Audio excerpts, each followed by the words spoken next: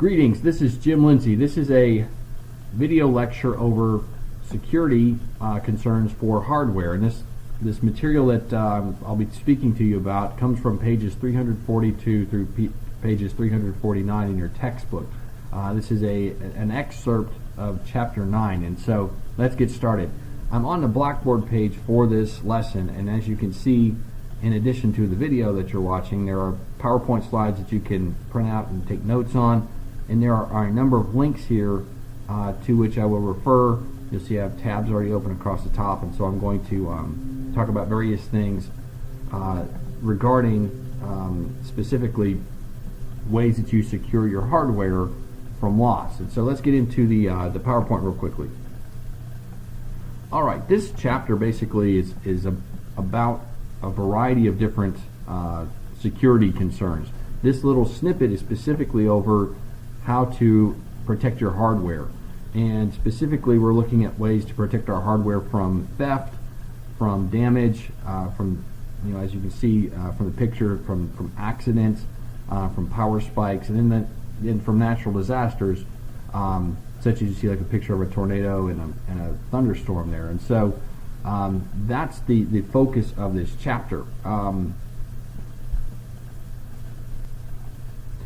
If you don't know somebody who has lost a computing device, either like an entire computer, like a laptop, or probably more likely a phone, I would be surprised. It's pretty common for things to be stolen, and so through this series of pages in the books, they talk about different steps you can take to basically mitigate the risk that you face from that sort of an event. This whole idea of basically protecting your stuff, it falls under the umbrella of what we would basically call physical security. And so I have a video that I would like for you to, another video that I'd like for you to take a look at. And I made that video for a course, a computer forensics course that I taught in the past. And so that particular video was specifically talking about how to set up your computer forensics lab. Like if you were in the computer forensics business and you were going to set up your lab, what would the physical layout of it be? And one of those concerns is obviously how to keep your stuff safe. And so I go through this exercise in the beginning, talking specifically about physical security.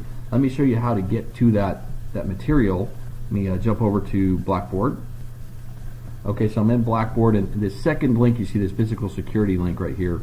If you open that up, it looks like this, and it's a video of, obviously it's a 16.5-minute video, but I only want you to watch the first 4.5 minutes of it. So if you start it and you go through here, and in the video I'm basically talking about stuff that is talked about in this textbook, locks and keys and camera systems and safes and things like that, and how you using those, you basically can reduce the amount of exposure that you face from theft. Now, in addition to that, there's also a link in here to a video called How to Use a Cable Lock, and this is something that, as you look on page 345 of your textbook, it talks about notebook locks. There's a picture down here of these sorts of devices.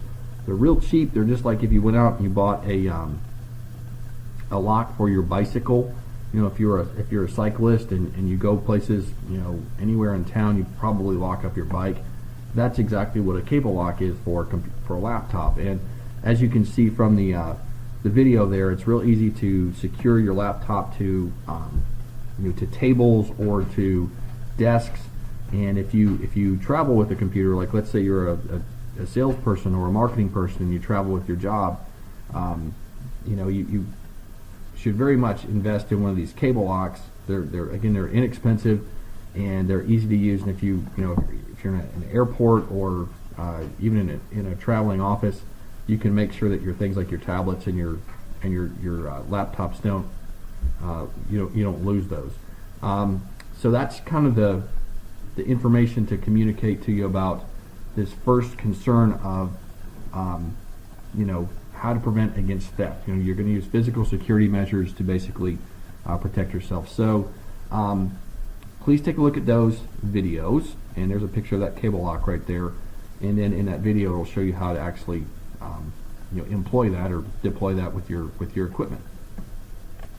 Okay, another thing that is another idea that's introduced in this chapter is it starts talking about basically encrypting drives or hard drives. And so that hard drive could be like the hard drive in the computer itself, or it could be something like you see here, which is basically a USB thumb drive on which you can basically implement encryption. And so why would you want to do that? Well, if you're carrying any sort of sensitive information on your computer or on your removable drives that you carry with you, having that information basically scrambled up so only you can read it is a very wise thing to do. When I'm in the classroom with students, I frequently share this story where I was on a summer trip. I was a chaperone with a high school group. One of my kids was basically on a school trip, and we stopped in St. Louis, Missouri, and we went to the City Museum. If you've ever been to the City Museum, it's a really cool, fun place to go, and it's like several different stories of just a massive playground for big people.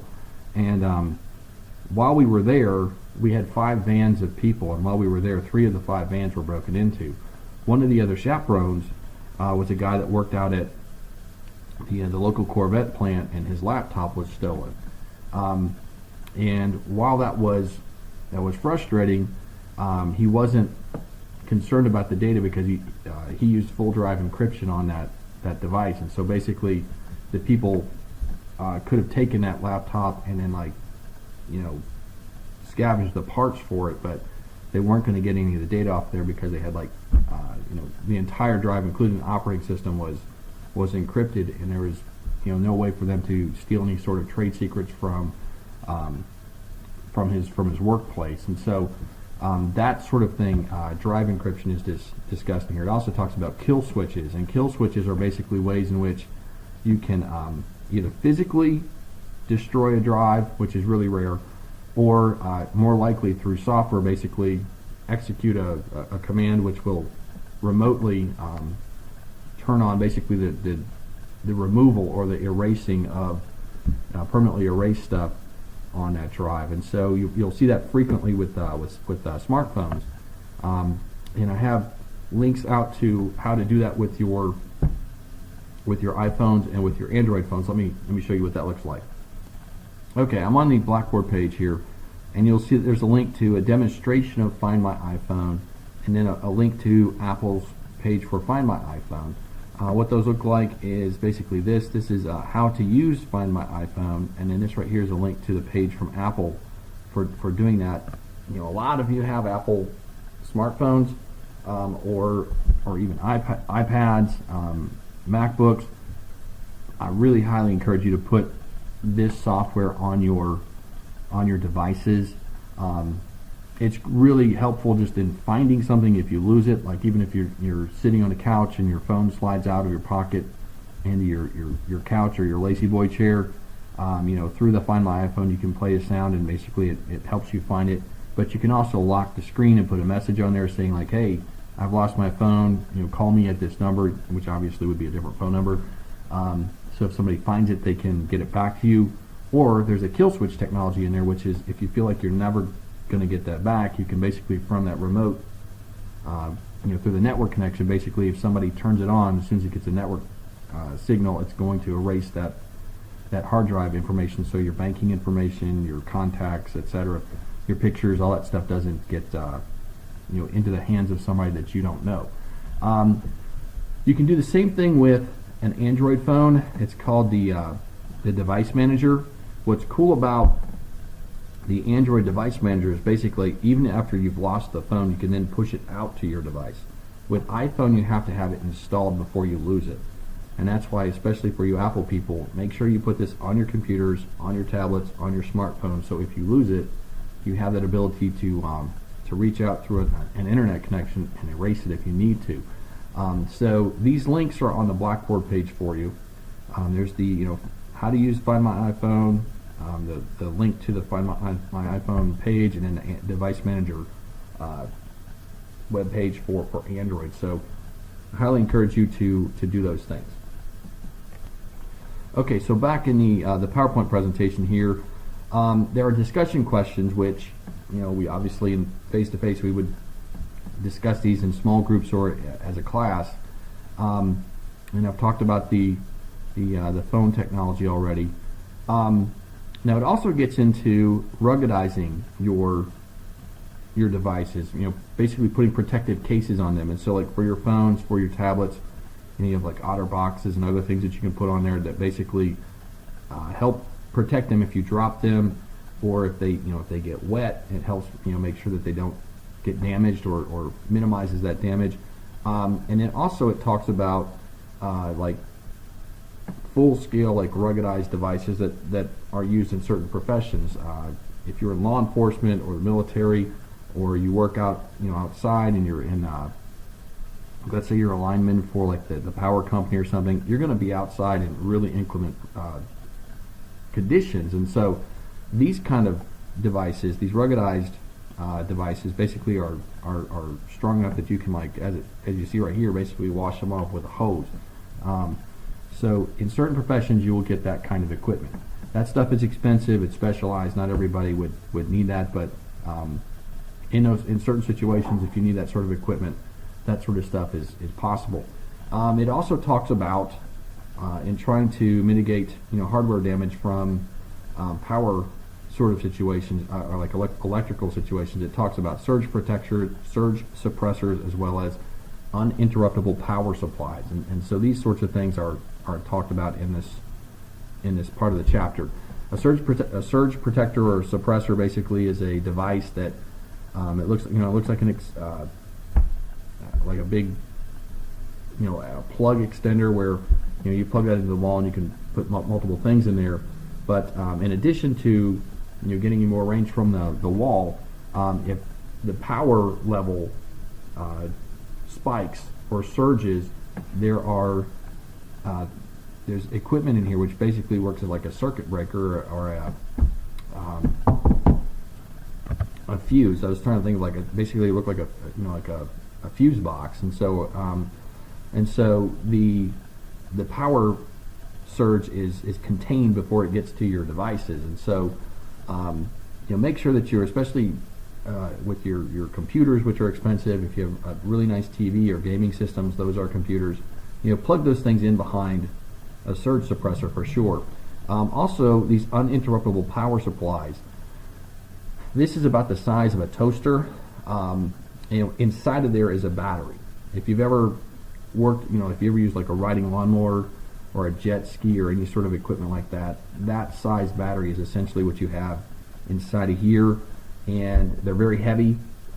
If you have servers where you are working, all of your servers should be plugged in to these uninterruptible power supplies. These UPSs basically, what they do is, in addition to providing surge protection, they also, when the power goes out, they provide additional power from the battery that's inside of there for some period of time. And depending on how much stuff is plugged into them and how much power each of those things is drawing from the UPS will basically determine how long you get.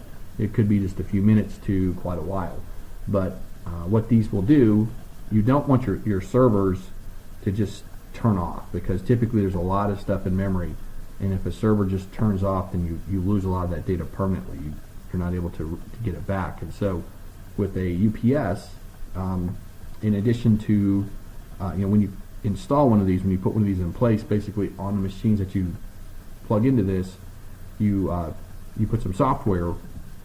When the power goes out, this thing can sense that now it's gone to battery power, and it will turn itself off gracefully in such a way that when the power does come back on, you haven't experienced any sort of data loss from the machine just stopping. So all that sort of stuff is mentioned in these pages of the book. They're important things to know about if you're going to be a business owner or a supervisor at a business. These are things that you for sure want to have in place with your equipment. Okay, well, let's finish with this. Basically, it also talks about the importance of backing up your data. And backing up your data is just, it's not something that anybody enjoys, but it's something that we need to do because equipment will fail at some point. If you keep something long enough, computer-wise, at some point it's going to break. It's a mechanical device. It's just like if you have a car, at some point it's going to run out of gas, or you're going to need to replace brake pads or change the oil. I mean, with your computer, it's the same thing. You know, your hard drive at some point is going to stop working like it's supposed to. So what you should do is have things like, this is an external hard drive, and these are really inexpensive. You can get like 1 terabyte external hard drives for at Best Buy or even Walmart for a very affordable price. You plug them in to your machine, back up your data to them, and you can use the operating system's backup utility, or you can just copy the files that you want to the drive. That's what I do. I have 2 of these. I keep one at home, keep one at work, and I back stuff up to one of them on a regular basis, and then every once in a while I bring the other drive I put both drives in the same location and copy everything from one external hard drive to the other external hard drive. And the reason I do that is that if there's a flood or something at work, and my external hard drive there gets damaged, it's not a problem because I have the other one here, or vice versa. And so they're inexpensive, great ways to keep track of your data. I don't worry about the operating system because if I need to reinstall the operating system, I can do that really quickly, and all I really care about is the data. So this is I think a wise thing for you to invest in. Get an external hard drive, and the other reason, keep it unplugged. If your machine gets ransomware, that's one of the things we learn about a little bit later in this chapter, is that's a type of malware. A lot of malware is now designed to basically scan the machine and look for things like this, and also scramble up the data that you have on here so it can't be recovered. So my advice to you is to back up to an external hard drive like this, and then unplug it and keep it on a shelf somewhere. Only plug it in at the points when you're backing up or you're retrieving something from it, but otherwise keep it unplugged, and then you don't have to worry about ransomware basically getting to these devices. So that's something I wanted to share with you. Okay, so let's close. I'm going to go back to Blackboard one more time. There are 2 more links here. I've got one talking about the Windows 10 file history feature. If you go to here, this is from Microsoft. It talks about backing up and restoring your files with Windows 10. And most of you that are Windows users are on probably Windows 7 or Windows 10. And then also, if you are a Mac user, there's something called Time Machine. That's a really cool utility that's built into the operating system of the Macs. That's been there for a very long time. And this video right here, this guy talks about Time Machine and how to use it. So that's the information I had for you from this little section of the chapter. I hope that this information will serve you well. Thanks for your time and attention.